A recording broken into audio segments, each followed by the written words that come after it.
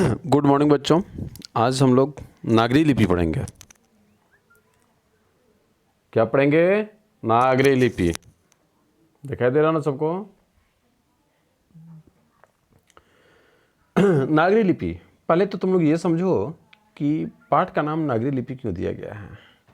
पाठ का नाम नागरी लिपि इसलिए दिया गया है क्योंकि यहाँ नागरी अर्थात इस लिपि से संबंधित कुछ महत्वपूर्ण जानकारियाँ दी गई है। पूरा पाठ नागरी लिपि के इर्द गिर्द ही घूमता है। ठीक है। लेखक महोदय कहते हैं अर्थात गुणाकर मूले जी कहते हैं कि जिस लिपि में यह लेख छपा है उसे हम नागरी या देवनागरी लिपि कहते हैं। ये ध्यान देना, जब मैं खांस रहा हूँ इसका मतलब ये नहीं हुआ कि कोरोना वायरस हुआ है, इसलिए मोबाइल छोड़कर भाग मत जाना, ठीक है? ये ध्यान देना होगा। हाँ, करीब 2 सदी पहले पहली बार इस लिपि के टाइप बने और इसमें पुस्तकें छपने लगी, इसलिए इसके अक्षरों में स्थिरता आ गई। चलो, एक प्रश्न है कि अक्षरों में स्थिरता कैसे आई? क्या जवाब दोगे? इसका सही जवाब होगा कि आज से लगभग 2 सदी अर्थात 200 साल पहले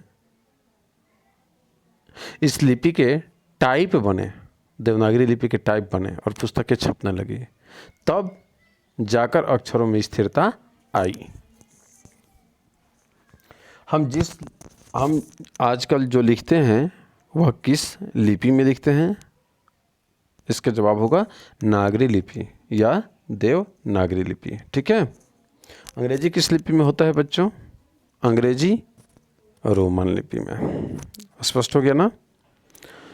हिंदी तथा इसकी विविध बोलियां देवनागरी लिपि में लिखी जाती हैं। हमारे पड़ोसी देश नेपाल की नेपाली, जिसको खसकुरा भी कहा जाता है, वह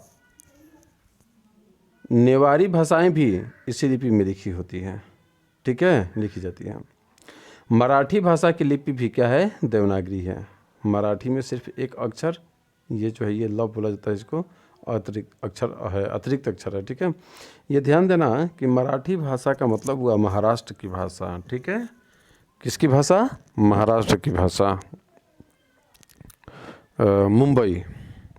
हमने देखा है कि प्राचीन काल में संस्कृत व प्राकृत भाषाओं में यह ध्वनि थी और इनके लिए अनेक अभिलेखों में अक्षर मिलता है। देवनागरी लिपि के बारे में एक और महत्वपूर्ण तथ्य यह है कि संसार में जहाँ भी संस्कृत प्राकृत की पुस्तकें प्रकाशित होती हैं वे प्रायः देवनागरी लिपि में ही छपती है।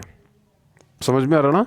हाँ, तो ये ध्यान देना, संस्कृत से संबंधित संस्कृत से जितनी भी भाषाओं का जन्म हुआ वे सारी भाषाओं से संबंधित पुस्तकों को किस लिपि में छपी जाती है? देवनागरी लिपि में। वैसे विदेशों के कुछ पंडित का मतलब हुआ विद्वान, और उनका अनुकरण करते हुए कुछ भारतीय पंडित भी अर्थात भारतीय विद्वान भी ऊपर नीचे कुछ चिन्ह जोड़ते हुए रोमन अक्षरों में भी संस्कृत प्राकृत के उदाहरण ग्रंथ क्या करते हैं? छपवाते हैं। गुजराती लिपि देवनागरी से अधिक भिन्न नहीं है, अधिक अलग नहीं है। बांग्ला लिपि प्राचीन नागरी लिपि की पुत्री नहीं तो बहन अवश्य है। पुत्री का मतलब हुआ कि प्राचीन नागरी लिपि से इसका जन्म अगर नहीं हुआ तो कोई बात नहीं, लेकिन इसके समकक्ष है, अर्थात जिससे इसका जन्म हुआ है उसी से इसका भी जन्म हुआ है। स्पष्ट हो गया ना? हाँ, दक्षिण भारत की लिपियाँ वर्तमान नागरी से काफ़ी भिन्न दिखाई देती हैं, लेकिन यह तथ्य हमें सदैव स्मरण रखना चाहिए कि आज कुछ भिन्न से दिखाई देने वाली दक्षिण भारत की ये लिपियाँ तमिल, मलयालम, तेलुगु, कन्नड़ भी नागरी की तरह प्राचीन ब्राह्मी से ही क्या है? विकसित हुई है। अभी कुछ समय पहले तक दक्षिण भारत में पोथियाँ लिखने के लिए नागरी लिपि का व्यवहार होता था। अभी कुछ समय पहले तक दक्षिण भारत में पोथियाँ लिखने के लिए किस लिपि का व्यवहार होता था? नागरी लिपि का।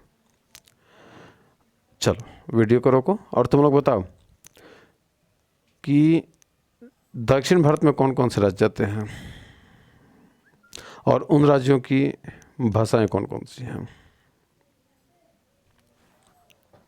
मुझे उम्मीद है कि तुम लोगों ने प्रयास किया होगा। आगे हम लोग बढ़ते हैं। दरअसल नागरी लिपि के आरंभिक लेख हमें दक्षिण भारत से ही मिलते हैं। ध्यान देना, यह बहुत ही विवादित प्रश्न है कि नागरी लिपि का जन्म हुआ कहाँ। हमारे लेखक ही भी इस विवाद में ही फंसे हुए हैं। देखते हैं लेखक क्या निष्कर्ष निकालते हैं, उत्तरी भारत बताते हैं या फिर दक्षिणी भारत। तुम लोग भी ध्यान देना, पाठ के माध्यम से हम लोगों को ये जानकारी प्राप्त होगा कि उत्तरी भारत सही उत्तर होगा या फिर दक्षिणी भारत। दरअसल नागरी लिपि के आरंभिक लेख में दक्षिण भारत से ही मिले हैं। दक्षिण भारत की यह नागरी लिपि नंदी नागरी कहलाती थी। चलिए, नागरी लिपि को और किस नाम से जाना जाता था? नंदी नागरी। लो, कितने नाम हो गए? नागरी लिपि, देवनागरी लिपि, नंदी नागरी लिपि। कितने नाम हो गए जी बच्चों? 3। कोंकण के शिलाहार, मान्यखेड़ के राष्ट्रकूट, देवगिरी के यादव और विजयनगर के शासकों के लेख नंदी नागरी में लिपि में है। ठीक है, चलिए। कोंकण के कौन थे? शिलाहार। मान्यखेड़ के कौन थे? राष्ट्रकूट। देवनागरी के कौन लोग थे? यादव लोग। और विजयनगर के शासक। ठीक है, पहले विजयनगर के राजाओं के लेखों की लिपि को ही नंदी नागरी नाम दिया गया था। पहले नंदी नागरी लिपि का नाम कहाँ के राजाओं के लेखों की लिपि को नाम दिया गया था? विजयनगर के राजा। दक्षिण भारत में तमिल, मलयालम, तेलुगु, कन्नड़ लिपियों का स्वतंत्र विकास हो रहा था। फिर भी दक्षिण भारत में अनेक शासकों ने नागरी लिपि का इस्तेमाल किया है। राजराज व राजेंद्र जैसे प्रतापी चोड़ राजाओं, जो लगभग 11वीं सदी के सिक्कों पर नागरी अक्षर देखने को मिलते हैं। 12वीं सदी के केरल के शासकों के सिक्कों पर, कौन सी सदी? 12वीं, अर्थात 1100 समथिंग, वीर केरलस्य जैसे शब्द नागरी लिपि में अंकित है। सुदूर दक्षिण से, सुदूर मतलब काफ़ी दूर, प्राप्त वरगुण का पलियम ताम्रपत्र 9वीं सदी नागरी लिपि में है। इतना ही नहीं, श्रीलंका के पराक्रम बाहु, विजय बाहु, जो 12वीं सदी के आसपास है, का आदि शासकों के सिक्कों पर भी नागरी लेख अर्थात नागरी अक्षर देखने को मिलते हैं। समझ में आ रहा है ना तुम लोगों को? हाँ, तो आज का वीडियो मैं यहीं समाप्त कर रहा हूँ। और ये होमवर्क है कि अभी तक जितना मैं पढ़ाया इस पाठ में, उनमें से कम 5-6 महत्वपूर्ण बिंदुओं को तुम लोगों को खोजना होगा। ठीक है, समझ में आ रहा ना? जैसे विजय बाहु कहाँ के शासक थे? तो श्रीलंका के। विजय बाहु श्रीलंका के जो शासक थे वो किस सदी में थे? लगभग 12वीं सदी में है।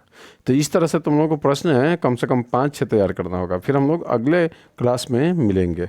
स्पष्ट हो गया ना? फिर यहाँ से हम लोग आगे हुए पठन क्या करेंगे? जारी करेंगे।